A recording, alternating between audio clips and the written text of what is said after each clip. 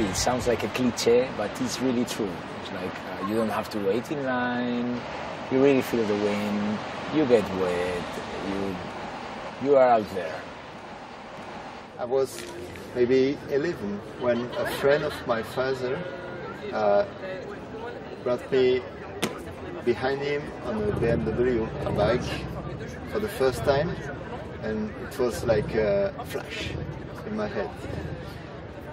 Wow, motorcycling. And since it's so important in my life.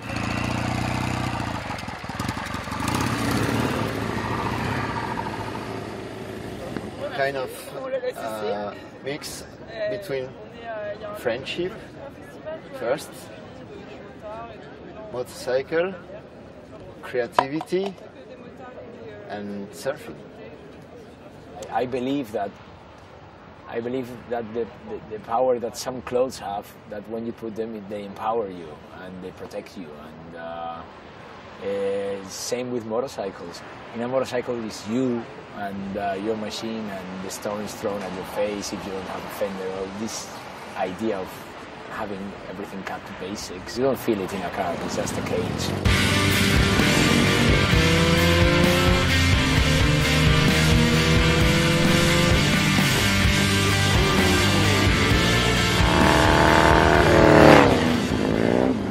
In the old days, motorcycles was a really closed, like a ghetto, you know? Like, you had these clubs, and the people that was doing motorcycles were inside these gangs, and it was really an outlaw movement.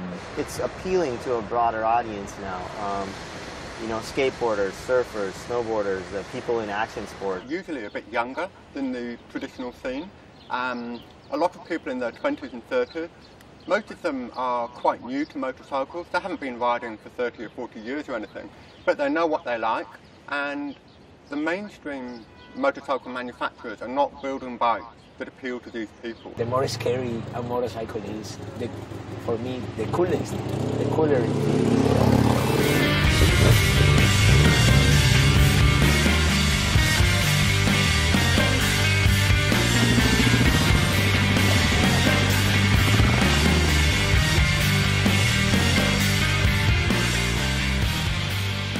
What they like are older style bikes, retro style, stripped back, minimal, very often just simple black and white, maybe war metal, and that's the kind of stuff that has an appeal to the new audience.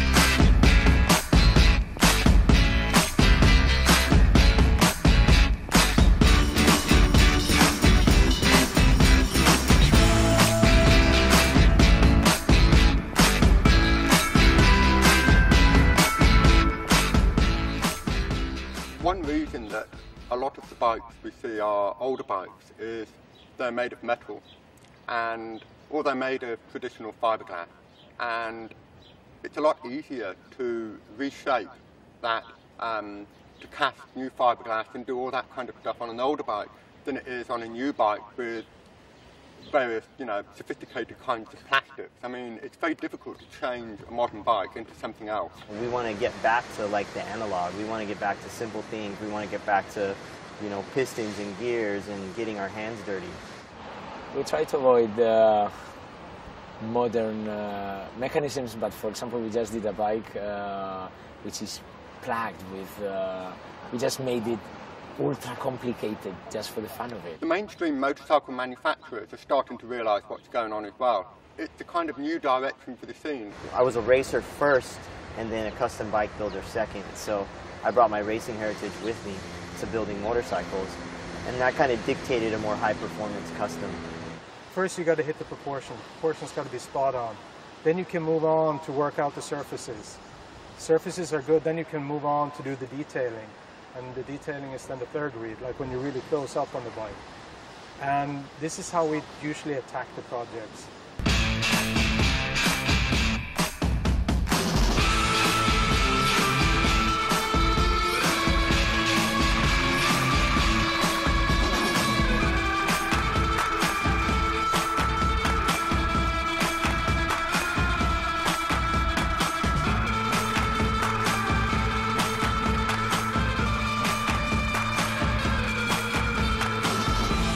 What I try is to look outside. I love living creatures. For example, insects. Insects is a great inspiration. I try on all my bikes to make them have a face. You know, that's what's special about motorcycles. Motorcycles, well, a lot of them don't hide anything. They don't hide everything behind bodywork. It's like their hearts are exposed. That if you have your own bike made to your exact specifications and you understand it and you understand the danger in it and you embrace it instead of being scared, you become one with it, a single unit.